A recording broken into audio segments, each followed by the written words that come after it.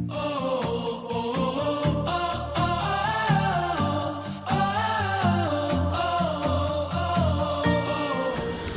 আলাইকুম। আজ যাচ্ছি আমরা দরিয়ানগর। দরিয়ানগর হলো কলাতলি থেকে মেরিন ড্রাইভ রোড হয়ে একটু সামনে গেলেই বছরা নামক একটি জায়গা, যেটার এখন বর্তমান নাম দরিয়ানগর। এখানে আমরা গিয়ে টিকিট কাটছিলাম, আমার ফ্রেন্ড পড়লো, তো টিকিট কাটা শেষ, এখন আমরা ভেতরে যাব। জায়গাটা হলো মেরিন ড্রাইভের সাথে একদমই লাগানো, এক পাশে সাগর আর এক পাশে হচ্ছে দরিয়ানগরের মাছের মাথার শেপে যে মাছটি আছে। এখান থেকেই মূলত একটা প্রবেশদ্বার, এখান থেকে আমরা দরিয়ানগরের ভেতরের দিকে যাব। তো আমি সেটাই করছিলাম, ভেতরে যাচ্ছি, সাথে আমার ফ্রেন্ড আছে। আসসালামু আলাইকুম, আমি নাজমা রেশমি। আজকে আমরা আছি দরিয়ানগরে। এটা হলো পাহাড়ি বিভিন্ন ঘোরা স্পট, যেখানে একটু সামান্য পাহাড় আছে, তারপর বসার মতো জায়গা আছে। এখানে অনেকেই হচ্ছে ঘুরতে আসে, যারা কক্সবাজার আসে বিশেষ করে, তারাই মূলত এই স্পটগুলো ঘুরে। আর আমরা যারা লোকাল আছি তারাও বিকেলবেলা সময় পেলে এখানে আসি। আর এখানে আসার জন্য এখানে হচ্ছে টিকিটের ব্যবস্থা আছে, আপনারা চাইলে ওখান থেকে টিকিট কেটে তারপর আসতে পারেন। আর আসার জন্য আপনাদের কলাতলি মোড় থেকে মেরিন ড্রাইভে আসার পরে এখানে হচ্ছে দরিয়ানগর বললে আপনাদেরকে নামিয়ে দিবে। তার আমার পেছনে যে একটা মাছ দেখতে পাচ্ছেন, এই মাছটাই হলো মূলত এটাতে আসার প্রবেশ করার যে রাস্তাটা ওটা। আর এখানে অনেক ধরনের নির্দেশনা দেওয়া আছে, আপনারা যখন এখানে ঘুরতে আসবেন তখন এই নির্দেশনাগুলো আপনারা ফলো করতে পারেন। এখানে যেমন হচ্ছে আনন্দ ভ্রমণের জন্য যা যা করা উচিত সেগুলো বলা হয়েছে। তারপর এখানে আবার হচ্ছে আপনার বিভিন্ন বানর সহ অনেক বন্য প্রাণী থাকে, তো সেগুলা যাতে কোনো ক্ষয়ক্ষতি না হয় সেজন্য সেদিকে আপনাদেরকে লক্ষ্য করার জন্য নির্দেশনাগুলো দেওয়া আছে এখানে।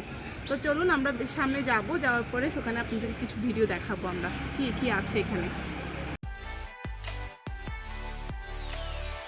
এখন আমরা যাচ্ছিলাম পাহাড়ের একদম চূড়াতে, যেখানে সাগরটা দেখা যায়। তো এটা একটা বসার জায়গা, এখানে বসে বিকেলবেলা একটু আড্ডা দেওয়া যায় বন্ধু বান্ধব বা পরিবার নিয়ে আসলে আর কি। আর এটা হলো পেঙ্গুইন শেপের একটা ডাস্টবিন, যেখানে আপনারা কাগজ বা অন্যান্য ময়লা আবর্জনা ওখানে ফেলতে পারেন। এখন আমরা যে পয়েন্টটাতে আছি দরিয়ানগরে, সেখান থেকে এদিকে হচ্ছে একটু উঠে গেলেই একটা ছোট্ট ঝুলন্ত ব্রিজ আছে, যেখান থেকে একটা পাহাড় থেকে আপনারা চাইলে আরেকটা পাহাড়ে যেতে পারেন। আর আমার পেছনের যে এরিয়াটা, এখান থেকে দুইটা রাস্তা আছে। একটা রাস্তা দিয়ে আপনারা চাইলে গুহাতে যেতে পারবেন, যেখানে একটু অন্ধকার, গুহাই বলা যায় এটা। আর হচ্ছে আরেকটা পাশে যে রোডটা, এটা দিয়ে উপরে উঠলেই, পাহাড়ে উঠলেই আপনারা এখান থেকে সমুদ্রটা খুব সুন্দর করে উপভোগ করতে পারবেন। যে ওখানে একটা ছোট টঙের মতো আছে, যেখানে আপনারা চাইলে বসে একটু রেস্টও করতে পারেন। তো চলো ঘুরে দেখি।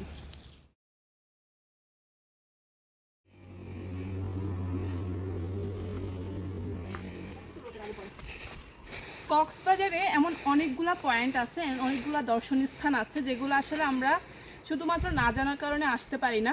তো এই জায়গাটা দেখুন কি সুন্দর, একদম আপনি সাগরের পাশে এরকম একটা পাহাড়ি এলাকা পাবেন, যেখানে আপনারা চাইলে ঘুরে দেখতে পারেন।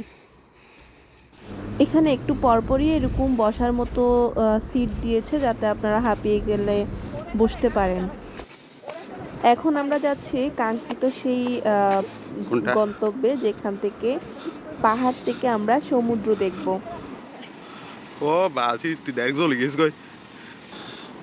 কক্সবাজার যদি আপনারা আসেন, তাহলে এই ভিউটা যদি আপনারা মিস করেন, মানে অনেক কিছু মিস হয়ে যাবে। আপনারা খুব অল্প বাজেটে এই প্লেসটা আপনারা ঘুরে দেখতে পারেন। দেখেন এখানে হচ্ছে এই জায়গাটাতে পাহাড়, একটু উপরে দেখা, ওখানে দেখেন এটা হচ্ছে যে বসার মতো প্লেস আছে। পাশাপাশি আপনারা এখান থেকে দেখেন নিচে হচ্ছে মেরিন ড্রাইভটা, আর পাশে হচ্ছে ঝাউবন, আর ঝাউবনের পাশে হচ্ছে বিচটা। মানে এত সুন্দর লাগে, আপনারা এই জায়গায় না আসলে অনেক কিছু মিস করে ফেলবেন।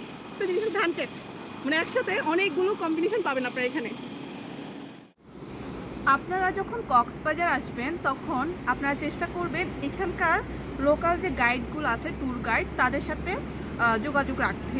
এবং যখন আপনারা দরিয়ানগরে আসবেন সেই সময়ও আপনারা চেষ্টা করবেন একটু দিনের বেলায় চলে আসতে। যখন আমরা এখন প্রায় বিকেল প্রায় শেষের দিকে, এখন যেহেতু আসছি অনেকটা অন্ধকার হয়ে গেছে প্লেসটা, তাই আপনারা চেষ্টা করবেন 3টার মধ্যে হচ্ছে, সকাল থেকে 3টার মধ্যে হচ্ছে এই জায়গাটা ঘুরে বের হয়ে যেতে।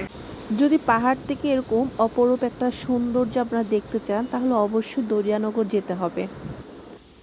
তবে একজন কক্সবাজারের নাগরিক হিসেবে আপনার কাছে আমার অনুরোধ থাকবে, এই যে আমার এখানে যেরকম কাগজ বা অন্যান্য ময়লা আবর্জনা আছে এরকম ফেলবেন না।